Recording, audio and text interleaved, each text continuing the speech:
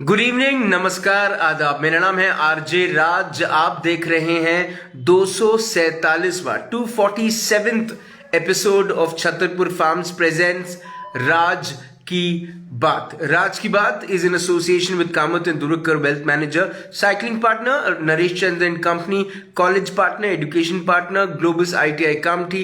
A big thank you to my club partner, which is Rosetta Elite Club, and a banking partner is Tirupati Urban Cooperative Bank. I really want to thank my four-wheeler driving partner, which is M. Vasalva Driving School.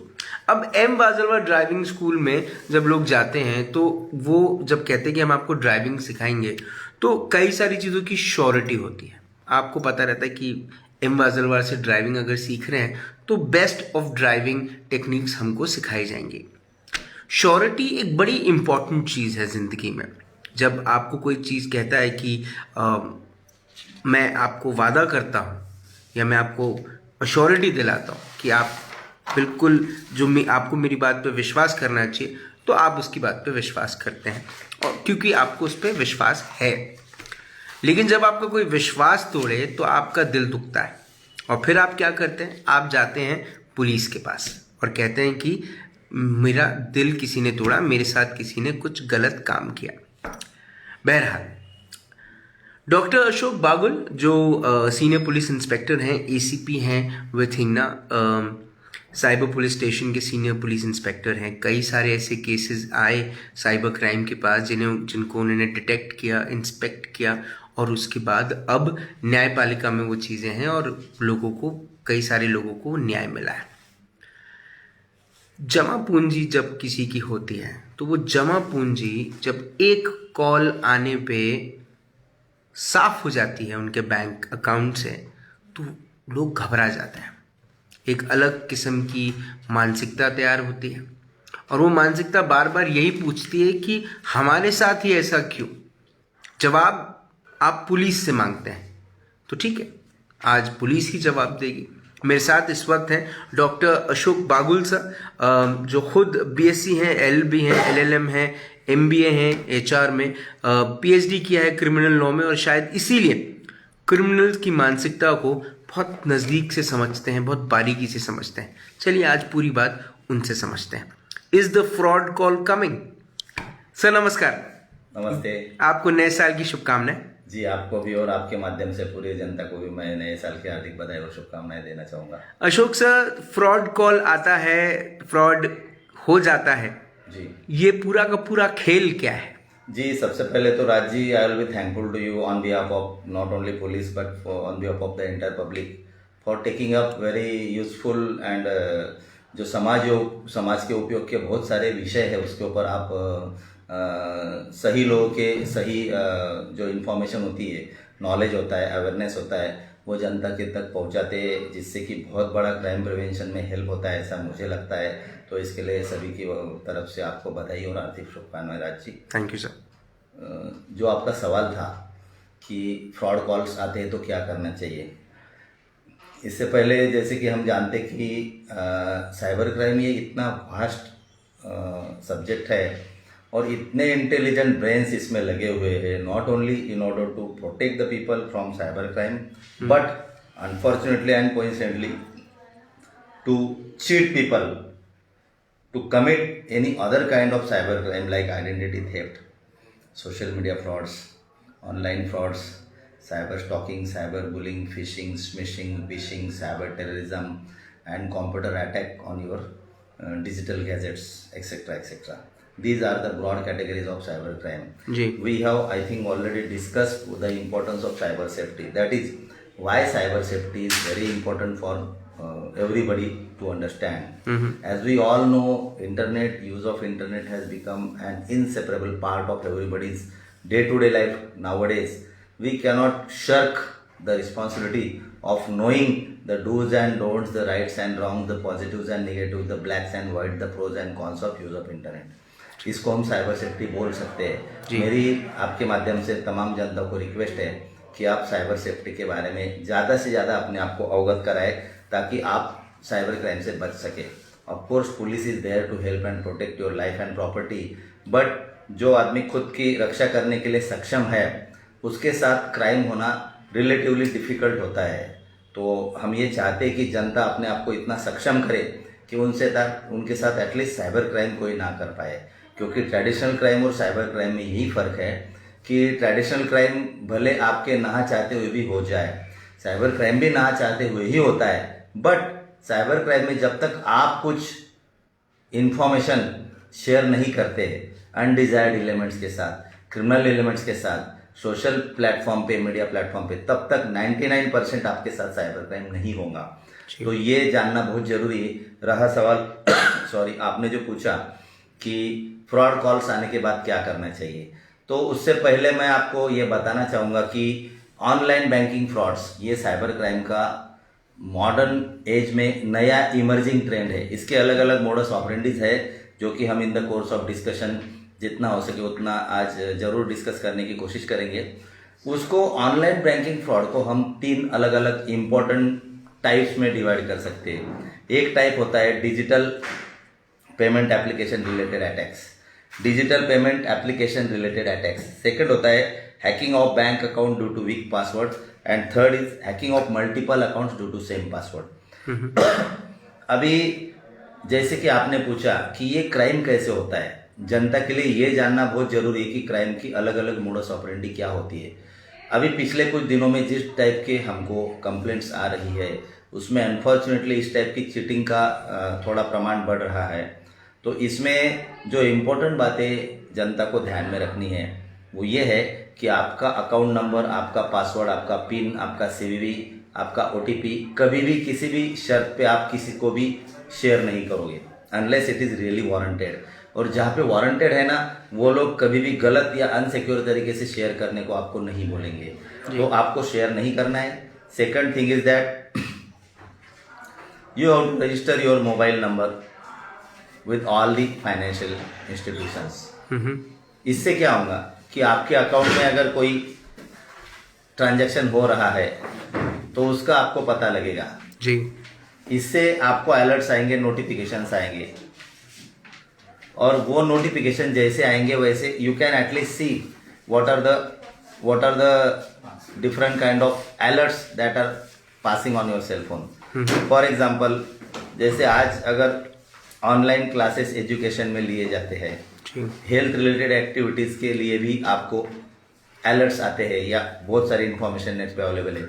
वैसे ही अगर आपके bank account के साथ कुछ हो रहा है और आपको आया नोटिफिकेशन आया और आपने नहीं पढ़ा तो फिर आपको पता ही नहीं चलेगा कि आपके साथ क्या हो रहा है। इसलिए आपको सब, जैसे मैंने पहले बताया कि कोई भी इन्फॉर्मेशन शेयर ना करें।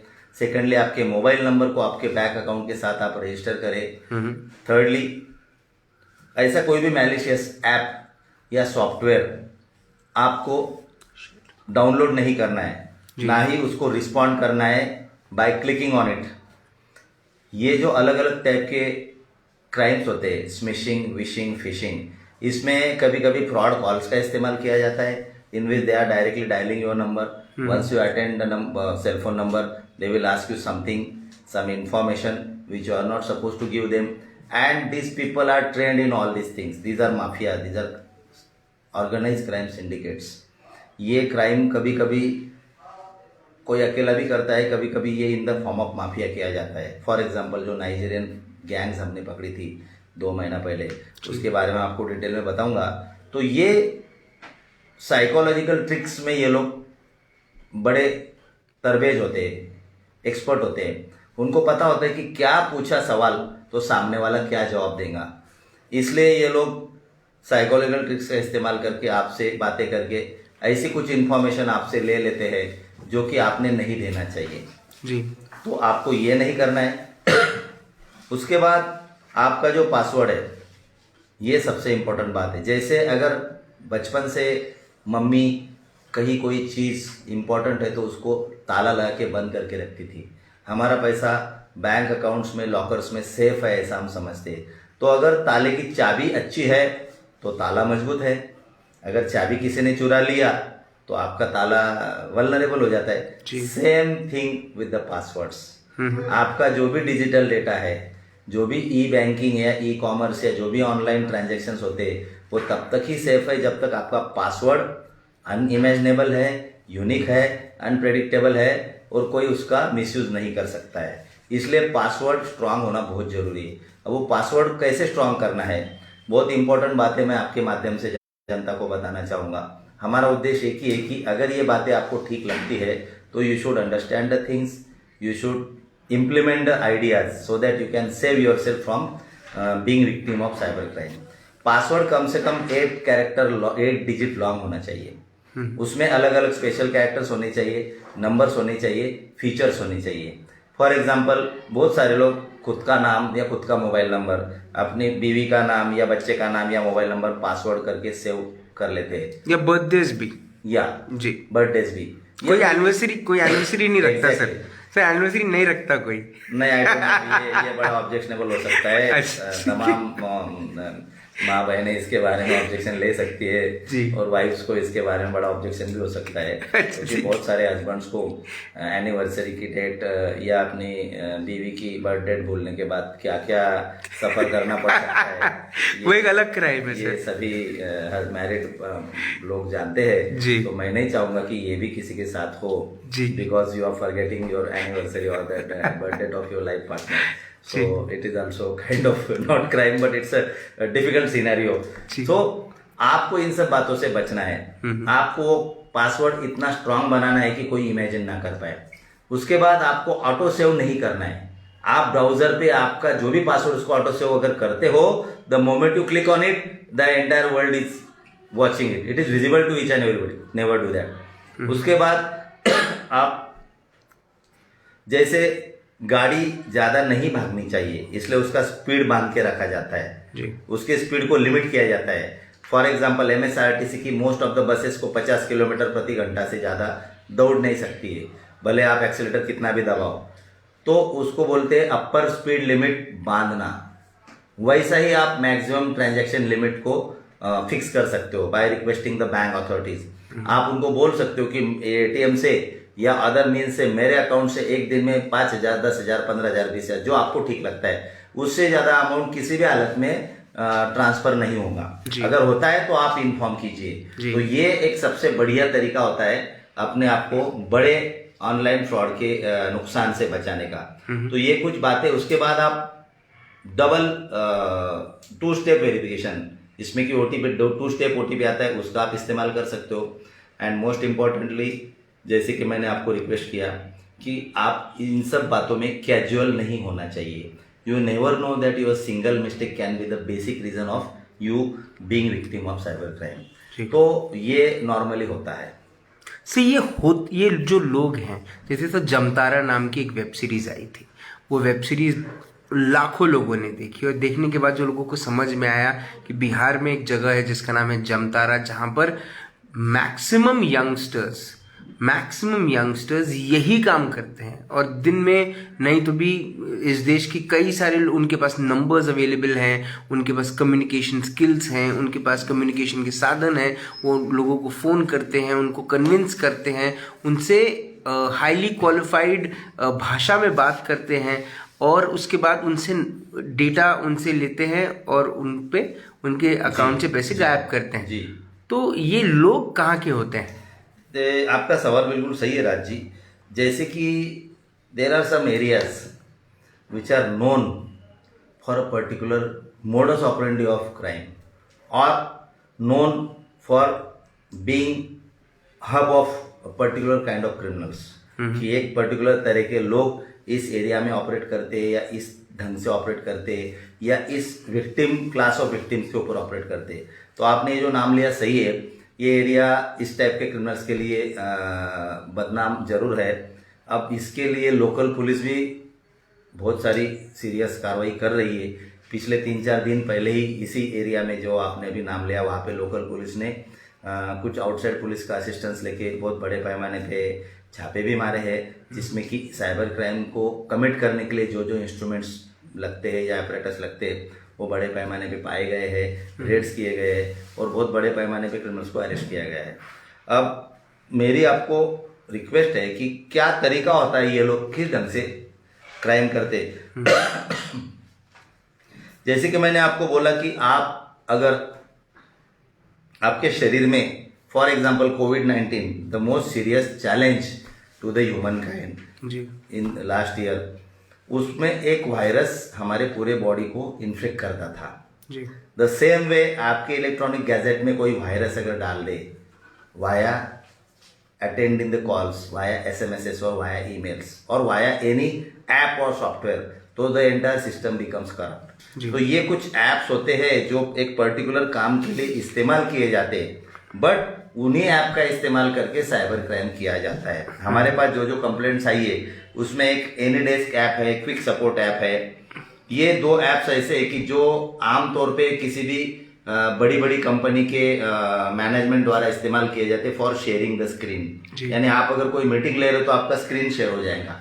अब ये मीटिंग का पर्पस अच्छा है, ऐप स्क्रीन शेयरिंग का पर्पस भी अच्छा है, बट अगर आप आपका स्क्रीन किसी ऐसे व्यक्ति के साथ शेयर कर रहे हो जो कि क्रिमिनल है, तो आपके स्क्रीन पे जो इन्फॉर्मेशन हो उसके स्क्रीन पे चली जाएगी। In that event he can misuse, he may misuse, he has in fact misuse.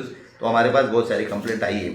उसके अलावा इंस्टेंट लोन ऐप्स होते हैं जी, आपने शायद सुना होगा कि लोन के लिए कॉल्स आते हैं, एसएमएस आते हैं या मेल्स आते हैं। वो लोग आपको बोलते हैं कि आप हमारा ऐप डाउनलोड कर लीजिए, जिसमें कि India lands, credit bee, Nira, cash है, capital first limited, credit technologies, any time loans, Bajaj Finserv, capital first limited, cash equity, early salary, flex salary, India lands etcetera etcetera, ऐसे इनके नाम हैं जो अभी तक हमारे क्राइम में उजागर हुए हैं जी। अब ये लोग आपको क्या बोलेंगे कि आप हमारा ऐप डाउनलोड कर लीजिए, सॉफ्टवेयर डाउनलोड कर लीजिए, आपको ये फैसिलिटीज मिलेगी। जैसे आप डाउनलोड करते हो वैसे आपका पूरा डेटा, जिसमें कि आपके दोस्तों की कॉन्टैक्ट लिस्ट भी होती है, वो पूरा उनके सिस्टम पे चला जाता है।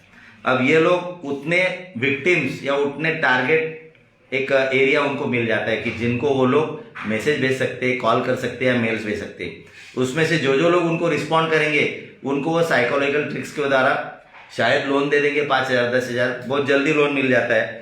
अब ये लोन अगर मिल गया, लेकिन वो बोलते कि आप ये लोन का जो रिपेमेंट है ये पर्टिकुलर बैंक अकाउंट में नहीं करना है, एक लिंक को क्लिक करना है और उसके ऊपर आपको पैसा ऑनलाइन ट्रांसफर करना है। अब जिस लिंक को आप क्लिक करते हो, जैसे कि मैंने बताया कि वो लिंक को क्लिक करने के बाद आपका पूरा डेटा उनके सिस्टम पे चला जाता है।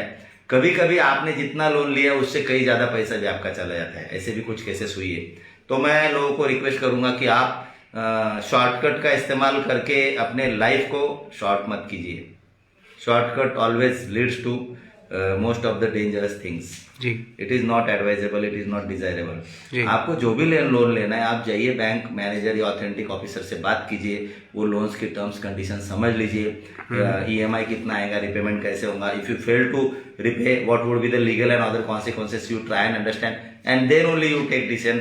ऐसा मैं आपको रिक्वेस्ट करूंगा, ताकि आपने अगर ये किया तो आपको इंस्टेंट लोन के ऐप्स के माध्यम से जो फ्रॉड या चीटिंग हो रहा है उससे आप बच सकते हो। सर, ये जो पूरा का पूरा मोडस ऑपरेंडी है, इसको पकड़ना कितना डिफिकल्ट है for not just Nagpur police, बस any police department of any state and city? बिल्कुल सही सवाल पूछा आपने राज जी। जैसे कि हम सबको पता है कि we are knowing what is traditional crime, murder, extortion, dacoity, robbery, rape, kidnapping, abduction, ये सब बातें हमको पता है। इलेक्ट्रॉनिक और प्रिंट मीडिया में जो क्राइम होता है वो हम पढ़ते हैं, देखते हैं, सुनते हैं। But cyber crime is relatively new phenomena. It's a modern age evil, what we can say. It is the demerit of use of technology, or rather misuse of technology. तो ये जैसे लोगों के लिए नई बात है जी, वैसे पुलिस के लिए भी एक लेवल तक एक बड़ा चैलेंज है। So we are training ourselves in order to how to deal with such kind of criminals. हमारे पुलिस आयुक्त आदरणीय श्री अमितेश कुमार सर इसमें एक्सपर्ट नॉलेज रखते हैं। हमारे additional CP crime mister Sunil Phulari sir is highly competent officer, उनका भी इसमें काफ़ी अच्छे लेवल तक एक्सपर्टीज है। हमारे DCP EOW mister Masad sir, Noorul Hasan sir, all the senior most IPS officers have work very hard and we have prepared a plan in order to curtail, prevent और avoid such kind of cyber crime. लेकिन इस बात को नकारा नहीं जा सकता है कि पुलिस के लिए भी ये एक नया और बड़ा चैलेंज है। अब इसमें क्राइम जब होता है तो पुलिस क्या करती है, ये मैं आपके माध्यम से जनता को बताना चाहूँगा। फॉर एग्जाम्पल, अगर कोई व्यक्ति साइबर पुलिस स्टेशन में आ जाए कि मेरे साथ 50,000 60,000 जो भी अमाउंट है उसका चीटिंग हुआ है, तो फिर हम उनको इमीडिएटली शांति से सुनते हैं। I have briefed all my man to be a bit more proper और वेल मैनर्ड और well etiquetted in order to talk with such kind of people, क्योंकि वो विक्टिम्स काफ़ी ऑलरेडी बेचारे डिस्टर्ब फ्रेम ऑफ माइंड में होते हैं। कभी कभी औरतें आती है तो वो उनका रोना धोना ये भी होता है, तो हम सबसे पहले उनको शांत करते हैं, उनको पानी वानी पिला के थोड़ा शांति से पूछते हैं क्या हुआ कैसे हुआ। फिर जिस ढंग से वो लोग हमको बताते हैं उस ढंग से हमको पता चल जाता है कि कौन सा मोडस ऑपरेंडी इसमें क्रिमिनल ने इस्तेमाल किया। अब मोडस ऑपरेंडी जिस ढंग से है उस ढंग से हमारा इन्वेस्टिगेशन या प्रिवेंशन होता है। फॉर एग्जाम्पल उन्होंने अगर बताया कि मेरा 50,000 इस अकाउंट में गया है, तो इमीडिएटली हम उस पेमेंट वॉलेट के नोडल अफसर को मेल करते हैं, फोन करते हैं। All my men and officers and even me, we are calling the nodal officers, we are telling them कि ये अकाउंट से ये अकाउंट, आपके अकाउंट में इतना पैसा आया, आप प्लीज चेक कीजिए। अब इसमें कभी कभी प्रोफेशनल हैजर्ड जिसको बोल सकते हैं, हमको कभी कभी नोडल अफसर से वो लोग कभी कभी जल्दी हमारा कॉल अटेंड नहीं करते, मेल्स अटेंड नहीं करते।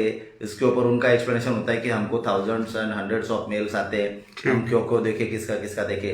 तो हमने उनको रिक्वेस्ट किया है कि आपको जो प्रोफेशनल मेल्स आते हैं, जो आपका डे टू डे रूटीन है, that is okay, that you can afford to answer or respond a bit later, but whenever a police officer is calling you, you understand the importance। क्योंकि अगर आपने हमारा mail open करने में या हमारा call attend करने में या जो अमाउंट उस पेमेंट वॉलेट में है वो विक्टिम का, उसको रोकने में अगर आपने देर किया, तो in the mean while the money में वैनिश।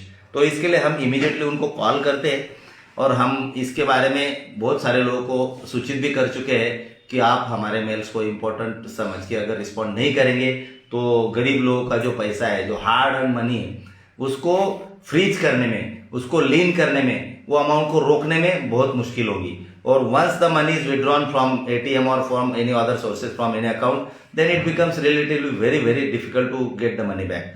तो मेरी आपके माध्यम से जनता को भी रिक्वेस्ट है कि आपके मोबाइल में जो जो पेमेंट वॉलेट्स के ऐप डाउनलोडेड है, आप उनके ऑथेंटिक ऑफिसर से पर्सनल संबंध बनाए रखिए, ताकि आपके ऐप को फर्स्ट ऑफ ऑल मिसयूज ना हो। अगर हो गया तो आप उनको इमीडिएटली हमारे जैसा आप कॉल करके आप भी उनको रिक्वेस्ट कर सकते हो। ये सबसे इंपॉर्टेंट बात है। अब इसमें मैं आपके माध्यम से और एक इम्पॉर्टेंट चीज बताना चाहूंगा कि इसमें RBI की कुछ गाइडलाइंस भी है। It is for RBI is the apex financial institute of our nation. तो RBI की guidelines all the nationalized and other kind of banks के लिए है। इसमें इंपॉर्टेंट चीज ये है कि the liability of customers in unauthorized electronic banking transactions ये डिसाइड की गई है। मेरी जनता को रिक्वेस्ट है कि आप RBI के वेबसाइट पे जाइए, उसमें आप ये टाइप कीजिए कि customer protection, the measures of RBI for customer protection, इतना टाइप कीजिए, आपको ये सब गाइडलाइन नेट पे मिल जाएगी। इसमें उन्होंने कैसे सिस्टम और प्रोसीजर को स्ट्रेंथन करना है, कैसे लायबिलिटी लिमिटेड या अलग अलग तरह की हो सकती है, और अनऑथोराइज्ड ट्रांजैक्शन के बारे में बैंक्स की जिम्मेदारी क्या है, जीरो लायबिलिटी क्या होती है, limited liability of a customer क्या होती है, maximum liability of a customer क्या होती है, ये पूरा दिया गया है। इसमें मैं शॉर्ट में आपको इतना ही बताना चाहूंगा कि अगर कस्टमर की गलती नहीं है और किसी और कारण से, बैंक की तरफ से किसी और कारण से अगर ट्रांजैक्शन होता है, तो कस्टमर्स को अपना पैसा मिलने के चांसेस ज्यादा है, उनका हक है उसके ऊपर as per the RBI guideline. तो आपको मेरी रिक्वेस्ट है कि आप RBI की गाइडलाइन थोड़ा डिटेल में जान लीजिए। आजकल हर चीज ऑनलाइन अवेलेबल है, you just have to click on the internet Google और वो आपको मिल जाएगा। उसके अलावा मैं आपको बताना चाहूंगा राज जी बड़े अभिमान से कि अभी तक अगर करोड़ों रुपए का चीटिंग हो चुका है शायद, तो हमारे लोगों ने, मेरे ऑफिसर्स एंड मैन ने, मिस्टर गजानन है, श्रीमती रीता मैम है और माय ऑफिसर्स है, इन्होंने बहुत मेहनत लेके कुछ कुछ केसेस में इमीडिएटली पैसा रोका है और पैसा विक्टिम्स को मिला है। पिछले कुछ महीनों में हमने एक व्यक्ति के 1,16,000 रुपए वापिस किए। रीता मैम ने एक गरीब औरत थी, उसके 2 लाख वापिस किए। उन्होंने मेल के द्वारा हमको इन्फॉर्म किया है और इस मेल में उन्होंने लिखा है कि Shrimati Rita Thakur ma'am in cyber cell registered my complaint and she and her senior officers have worked really hard and I am thankful to cyber police. ये सब मेल के द्वारा लिखा है। लोगों ने बहुत सारे अप्रिशिएशन लेटर्स भी दिए हैं। एक केस में हमने 1,70,000 हमारा रवि नाम का जो पुलिस कांस्टेबल है उसने इमीडिएटली नोडल ऑफिसर रवि कुलसुंगे ने 1,70,000 रुपये रोक के वापस दिलवाया है जी। हमारा कृष्णा युना थे, इसमें तो एक बहुत सीनियर जस्टिस थे, उनके किसी रिलेटिव को जो कि खुद एक एडवोकेट थे, उनको भी उनके बारे में भी अनफॉर्चुनेट चीटिंग का हो गया था, कुछ लाख की अमाउंट थी, उसको भी रिकवर करके वापस दिया है। दूसरे केस में नाइजीरियन फ्रॉड हुआ था, उसमें हम करीब 18 लाख रुपए फ्रीज करने में सफल हुए और सबसे बड़ी अमाउंट हमारी थी 26 लाख रुपए की, जिसमें कि 26 लाख रुपए रोके गए। अभी तक हमने ऐसे करीब 80 से 90 लाख रुपए रोक के लोगों को वापस किए हैं। तो मैं आपको एक ऑफ कोर्स ये हमारा ड्यूटी है, बट इसमें अगर हमारे लोगों ने इमीडिएटली एक्ट नहीं किया होता, अगर at the spur of the moment जिसको बोलते हैं वो अगर काम नहीं किया होता, ये पैसा अगर चला जाता वॉलेट से, तो बड़ा मुश्किल होता है पैसे को वापस लेना जी। ऐसे ही एक हमारे कस्टमर थे जिनके साथ ये घटना हो चुकी है। इस घटना के बारे में आपको मैं ये बताऊंगा कि जैसे मैंने आपको बोला कि जितना जल्दी जिसके साथ चीटिंग या फ्रॉड हुआ है वो व्यक्ति साइबर पुलिस स्टेशन में या पुलिस को अप्रोच करता है, वो सबसे इम्पोर्टेंट है। जितना लेट आएगा उतना उसका पैसा बचने के चांसेस कम होते हैं, और हम जितना जल्दी उसमें एक्ट करते हैं वो भी सबसे इम्पोर्टेंट है। And last but not the least, हमारी रिक्वेस्ट को नोडल अफसर इमीडिएटली रिस्पॉन्ड करके वो पैसा रोकने में अपना रोल कितना प्ले करता है, ये सब बातें जरूरी होती है पैसा रोकने में। लेकिन इस केस में ये मैम का और साहब का पैसा करीब 9 महीना पहले जा चुका था, और फॉर्चुनेटली हमारे मिस्टर गजानन और श्रीमती रीता मैम, इन्होंने बहुत मेहनत किया है, और इन्होंने ये मैडम आपको बताएंगे आगे का जो भी कहानी है जी। You can talk to her. ठीक है मैम, नमस्कार। नमस्कार। आपका शुभ नाम? मेरा नाम आरती शेखर साहब है सर। मेरे 1,16,500 रुपए गए थे बैंक से, सेविंग्स थी मेरी। तो घर का काम स्टार्ट करने के लिए मैं बैंक से पैसे निकालने गई, तो बैंक वाले बोलते कि आपका बैंक नील है, कोई भी कुछ भी पैसे नहीं है, अकाउंट नील है। बिल्कुल। तो मैं शॉक हो गई उस समय। तुरंत मैं यहाँ साइबर में आई और इनको मैंने बताया कि मेरे पैसे ऐसे थे और मैंने निकाला कुछ नहीं, नेट बैंकिंग भी यूज नहीं किया, मेरे पैसे गए कैसे। फिर इन्होंने इमिडिएटली मेरी कंप्लेंट लिखे, Babul sir, Gajanan sir and Kulat sir, Rita ma'am ने बहुत प्रोसेस किया फटाफट जल्दी से, और मेरे जल्दी से जल्दी सारे पैसे लौटा दिए सर। अरे कितना वक्त लगा, कितने दिन लगे? तो भी मतलब 24 दिनों में इन्होंने मेरे पैसे, 45 डेज बोला था इन्होंने, बट 24 डेज में इन्होंने मेरे पैसे रिटर्न करवा दिए। तो आपके अकाउंट में जब पैसे एकदम से चले गए थे, तो आपने कभी सोचा ये पैसे कहाँ गए होंगे? तो उसी के लिए तो मैं यहाँ आई ना सर। अच्छा, तो ऐसा कुछ भी नहीं था कि किया ना सर, मैं कैसे जान सकती हूँ कि जब मैं नेट बैंकिंग यूज ही नहीं करती हूँ। अब यूज नहीं करते? बिल्कुल नहीं सर। मैं गूगल पे, फोन पे, पेटीएम कुछ भी नहीं, नेट बैंकिंग कुछ भी नहीं यूज करती सर। एटीएम भी यूज नहीं करती सर। एटीएम भी यूज नहीं करती हैं आप? आपका बैंक आपको कस्टमर क्यों रख रहा है? रख रहा है सर, बट मैंने यूज ही नहीं किया क्योंकि मैंने वो सेविंग्स घर के लिए सेविंग्स की थी, तो मैंने सोचा कि उससे में ही मैं डायरेक्ट से निकाल के ये करूँ, तो यूज करने की जरूरत ही नहीं पड़ी मुझे निकालने की। तो जब आप ये जो 24 दिन गुजरे, ये 24 दिन में तो आपके मन में तो प्रार्थनाएं चल रही होंगी कि कैसे? बहुत टेंशन में थी सर, बार बार इन लोगों को कॉल करके परेशान करती थी सर कि मेरे पैसे कब मिलेंगे सर, प्लीज आप। कैसे इकट्ठा किए थे वो पैसे? सर मैं टेलर हूँ, जॉब भी करती, मेरे हस्बैंड ने सेविंग्स करते और हम लोगों ने अपने सारे पैसे जमा किए थे सर, और मेरा यानी अकाउंट है ना अच्छे से चलता था, यानी मतलब निकाल ही नहीं, मैंने वो सेविंग्स को जमा ही करी। जी।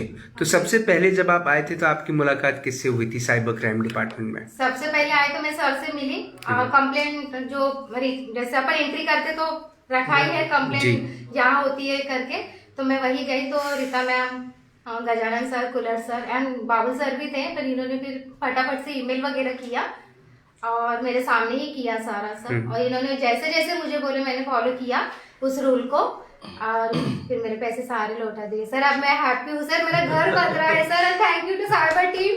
क्या बात!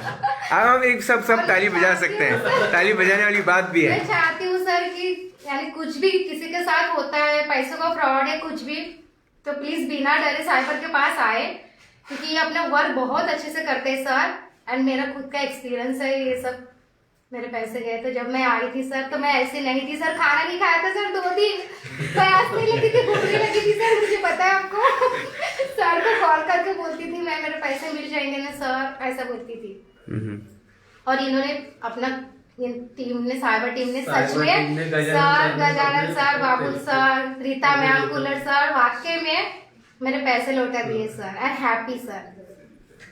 घर बन रहा है जी सर, किसी का ड्रीम होता है ना सर हमारा। अशोक सर, ये जो पूरा का पूरा 24 दिन का ये जो वक्त था, 45 दिन आपने बोले, डिपार्टमेंट आपके सभी ऑफिसर्स ने मिलके 24 दिन में ये पूरी की पूरी प्रक्रिया हुई जहाँ पर पकड़े गए लोग और फिर पैसे वापस आए।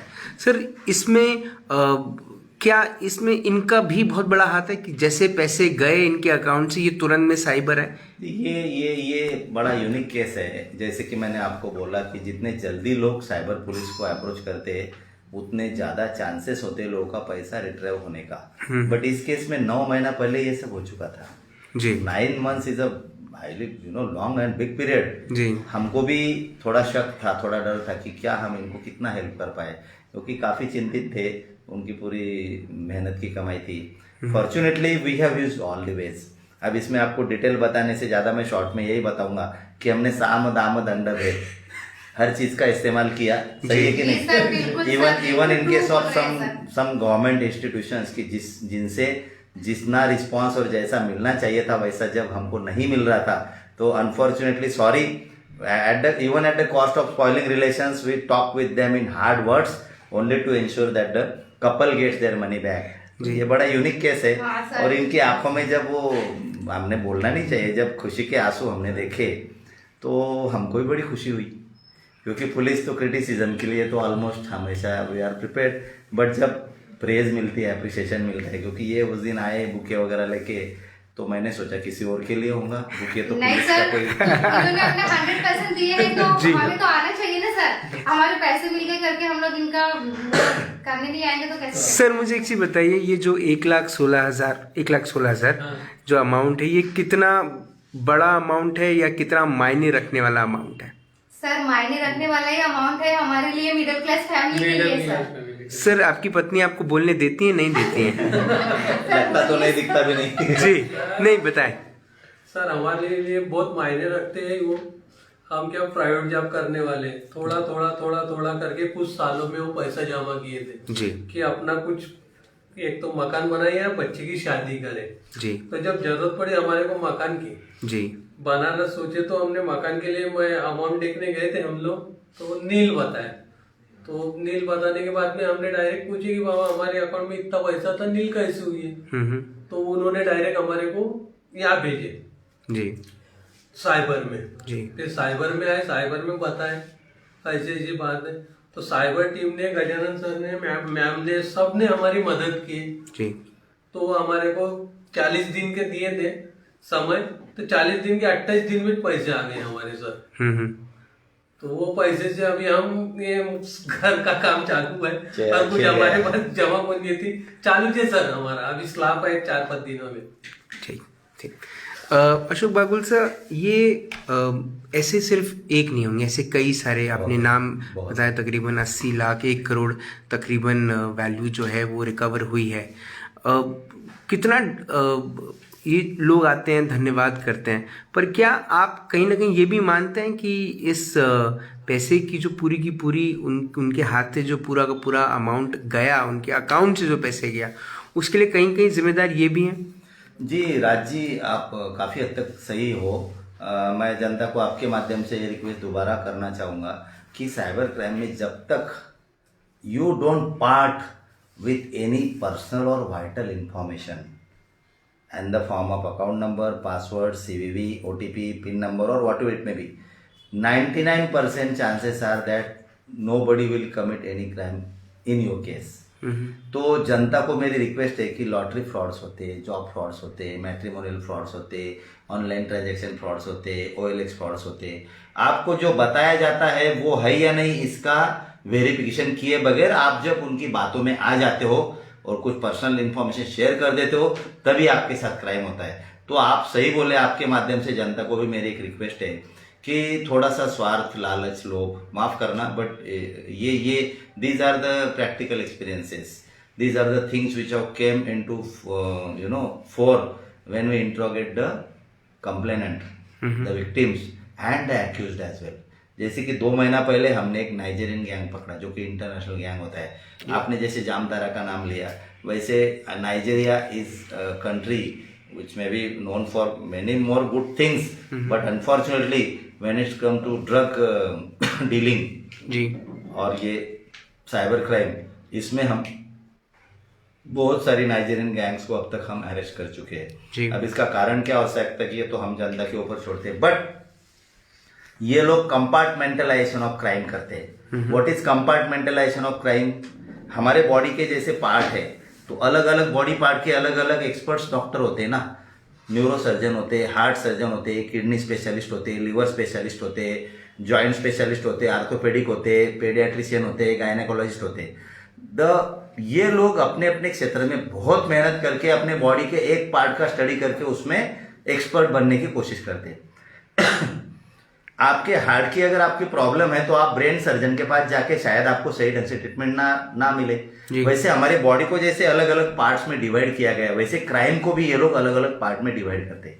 फॉर एग्जाम्पल, इनका एक फ्रंट होता है जो कि थिंक टैंक बोल सकते हैं जिसको, कि जो सबसे पहले साइबर क्राइम के बारे में सोचता है कि क्या क्या साइबर क्राइम हम कर सकते हैं, उसको बोलते हैं थिंक टैंक। उसमें बड़े इंटेलिजेंट ब्रेन्स का समावेश होता है। उसके बाद उनकी रेकी टीम होती है, रेकी टीम, कि ये रेकी टीम क्या करेगी कि रेकी करेगी कि वल्नरेबल टारगेट्स कौन है, क्या है, कहाँ से मिलेंगे।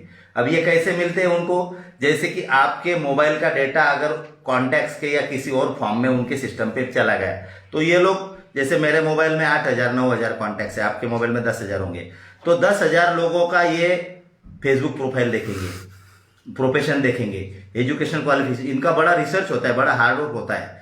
तो इसके बाद पहला टीम जो थिंक टैंक होता है वो दूसरे टीम के ऊपर आधारित होता है कि ये अपने डेटा का पूरा वल्नरेबिलिटी देखेंगे। तीसरा टीम जो होता है वो उसमें से जीरो इन करेंगे कि कौन कौन लोग सॉफ्ट टारगेट हो सकते हैं। उतने लोगों को वो मैसेज भेज देंगे कि आप लॉटरी का टिकट जीत चुके हैं, इतना इतना जीएसटी 15,000 भरो, आपको 50 लाख, 1 करोड़ 2 करोड़ मिल जाएगा। चौथा टीम जो होता है वो एक्चुअल उन लोगों से कांटेक्ट करता है in the form of telephonic call, mails और एसएमएस। अगर किसी ने कॉल अटेंड कर लिया तो उसको किस ढंग से साइकोलॉजिकल ट्रिक्स में उलझाना है, ये चौथा टीम काम करता है। पांचवा टीम काम करता है मनी ट्रांसफर। वो धीरे धीरे बोलते कि हाँ, आपको इसके लिए हमारी कंपनी का एग्जीक्यूटिव का कॉल आएगा या ये नंबर पे आप कॉल कीजिए। अब चूंकि आप लालच में फंस चुके होते हो कि मेरे को 15,000 रुपए भरने के बाद मेरे को 1.5 करोड़ मिल रहा है, और आपको बोला जाता है कि ये बातें आप किसी के साथ शेयर ना करो, और आप नहीं करते हो क्योंकि वो उस ढंग से मैनिपुलेट कर सकते हैं। पांचवा टीम मनी ट्रांसफर करता है। छठवा टीम जो सबसे इंपॉर्टेंट होता है वो कैश को निकालता है। अब इसमें क्या होता है कि पुलिस ने, अगर पुलिस वाले किसको पकड़ेंगे, जैसे कि हमने क्या किया है कि नाइजीरियन गैंग को पकड़ा है जिन्होंने कैश निकाला था, तो एक टीम को दूसरे टीम के बारे में, दूसरे टीम को तीसरे इनको कम पता होता है या पता नहीं होता है। ये बड़ा इंपॉर्टेंट चीज मैं आपको बताने जा रहा हूं कि कंपार्टमेंटलाइजेशन ऑफ क्राइम की वजह से जो मास्टरमाइंड ऑफ द क्राइम होता है वो पुलिस के पकड़ में आना मुश्किल होता है या नहीं आता है, क्योंकि वो जो एक्चुअल फील्ड पे काम करता है उसको पता नहीं होता कि मेरा मास्टरमाइंड कौन है। We can tell you very proudly that we have caught the mastermind in Nigerian case as well. हमने 18 लाख रुपए इंटरनेशनल गैंग पकड़ा है हमारी टीम ने दिल्ली में जाके। इसके लिए रात दिन हमने मेहनत किया, रात भर हम वो फुटेज देखते थे। एक फुटेज में हमको कहीं से एटीएम कार्ड स्वाइप करते हुए नाइजीरियन दिखा। द मोमेंट नाइजीरिया क्लिक, हमने फिर वो हमारा पूरा तन मन धन से लग गए, हमने उनको पकड़ा। तो मेरी जनता को रिक्वेस्ट है कि ये साइबर क्राइम जो है ना, ऐरा गैरा नत्थु खैरा नहीं कर सकता। जैसे कि किसी भी राह चलते आदमी ने पत्थर मार लिया, आपको सर फोड़ दिया, उसका इंटेंशन है नहीं, ये तो कोई भी कर सकता है। साइबर क्राइम हर आदमी नहीं कर सकता है। साइबर क्राइम करने के लिए बहुत स्टडी, बहुत नॉलेज, बहुत इंफॉर्मेशन होना जरूरी है। अगर उनको इतना है तो हमको भी होना चाहिए। तो आज हमारे इस इंटरव्यू के माध्यम से, जो कि मुझे एज ए पुलिस ऑफिसर और एज ए ह्यूमन बीइंग जरूर लगता है कि one of the most important ways to control and prevent cyber crime है, ऐसे इंटरव्यूज को आप इसको अच्छी तरह से सुनिए। इसमें से जो जो बातें आपको ठीक लगती है, हमको तो लगता है कि हर चीज आपके फायदे की है, तो वो बातों के ऊपर आप विचार कीजिए और उनको आप अमल कीजिए, ताकि अपने आप को आप प्रोटेक्ट कर पाओगे। Nagpur Cyber Police is committed to protect the life and property of the people, provided people are not, जैसे कि कोई खुद लूटने के लिए तैयार हो तो फिर लूटने वालों की तो कमी नहीं है ना राज जी। तो मेरी जनता को रिक्वेस्ट है कि आप खुद होके लूटने वालों के तादाद में मत आइए, अपने आप को प्रोटेक्ट कीजिए, अपने आप को सिक्योर कीजिए, पासवर्ड के द्वारा, अलग अलग सॉफ्टवेयर्स के द्वारा, अलग अलग फायरवॉल्स के द्वारा, अलग अलग एंटीवायरस सिस्टम्स के द्वारा। और जो सॉफ्टवेयर पायरेटेड है, मैलिशियस है, इलीगल है उसको आप डाउनलोड मत कीजिए, उसको इस्तेमाल मत कीजिए और पुलिस को कोऑपरेट कीजिए ताकि we can protect your life and property.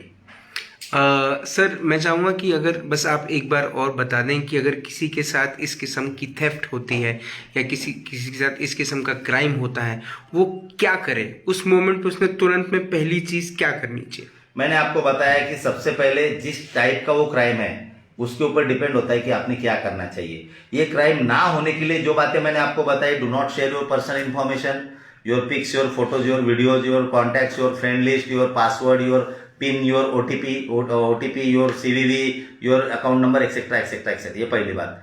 दूसरी बात, अपने मोबाइल को रजिस्टर कर लीजिए बैंक अकाउंट के साथ।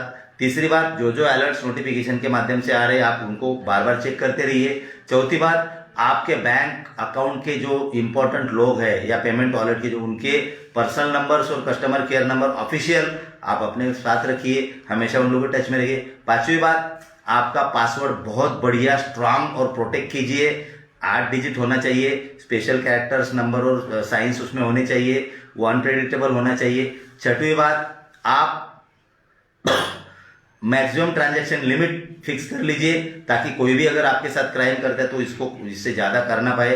And last but not the least, आप अपने आप को मेंटली, फिजिकली, इमोशनली, इंटेलेक्चुअल और टेक्नोलॉजिकली, अंडरलाइन टेक्नोलॉजिकली स्ट्रांग बनाने की कोशिश कीजिए। और गॉड फॉरबिडन, इतना सब करने के बाद भी अगर आपके साथ साइबर क्राइम होता है तो आप इमीडिएटली पुलिस को इन्फॉर्म कीजिए। वो लोकल पुलिस स्टेशन हो सकता है या फिर आप साइबर पुलिस स्टेशन में आइए, हमारे पास आइए, हम आपको रिलीफ देंगे। हम बहुत सारे लोगों को दे चुके हैं। आप अगर नहीं आना चाहते तो आप ऑनलाइन कंप्लेंट भी कर सकते हो। NCCRP national cyber crime reporting portal है जिसके ऊपर आप ऑनलाइन कंप्लेंट कर सकते हो। इसके अलावा आप टेलीफोनिकली 1800114949 1800114949 एक टोल फ्री नंबर है जिसके ऊपर आप कॉल करके कंप्लेंट कर सकते हो। आपकी कंप्लेंट को सही तवज्जो देके आपको ज़्यादा से ज़्यादा रिलीफ देने में पुलिस सक्षम है, बशर्ते कि आप पुलिस को कॉन्फिडेंस में ले, पुलिस के ऊपर विश्वास रखिए, पुलिस को कोऑपरेट करें और अपने आप को साइबर सिक्योरिटी के द्वारा प्रोटेक्ट करें। सर आपने अपना वक्त दिया, आपने हमसे बात करी। मुझे ऐसा लगता है जो एक अध्याय है साइबर क्राइम का जो फ्रॉड कॉल से सीमित है, जो बैंकिंग फ्रॉड से सीमित है और जो लॉटरी के माध्यम से जो लोगों को लूटने का या उनके साथ फ्रॉड करने का या ठगी करने का जो पूरा का पूरा एक क्राइम है, उसके बारे में आज हमने ये एक बड़ा इम्पॉर्टेंट चैप्टर शायद लोगों के साथ शेयर किया है। और भी बहुत सारी चीज़ें हैं जो साइबर क्राइम के बारे में हम लोगों को अगले हफ्ते के अगले एपिसोड में बताएंगे। आपने अपना वक्त दिया, आपने हमसे बात करी, उसके बहुत बहुत धन्यवाद। Thank you so much. नमस्ते। एक बात हमको भी समझनी पड़ेगी, ये बात सिर्फ हमारे तक सीमित रहनी चाहिए और वो है हमारी समझदारी। हमने खुद को इतना मेंटली कम से कम स्ट्रांग बना लेना चाहिए कि हम अपने अकाउंट्स की डिटेल्स किसी से शेयर न करें, ये ध्यान में रखें। दूसरी बात, मुझे बड़ा दुख होता है जब कोई नागपुर के बाहर से आकर नागपुर के बारे में कुछ बुरा कहता है और जब अपने शहर के लोग ये अपने बारे में बुरा कहते हैं तो इससे बुरी बात और क्या हो सकती है।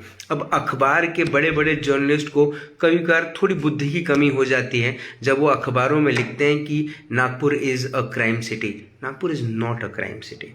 Don't make it a crime city. Don't frame it as a crime city because it is not a crime city. There are criminal activities happening. Police is taking right actions on them.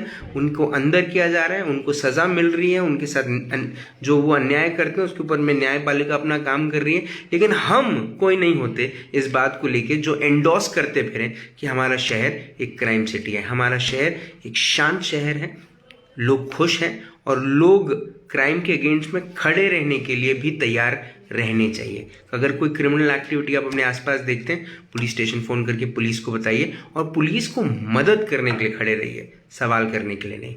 कल शाम को 7 बजे होगी मुलाकात इन राज की बात। तब तक आप अपना ध्यान रखें, खुश रहें, स्वस्थ रहें, मस्त रहें, and above all Nagpur police के साथ मिल के काम करें।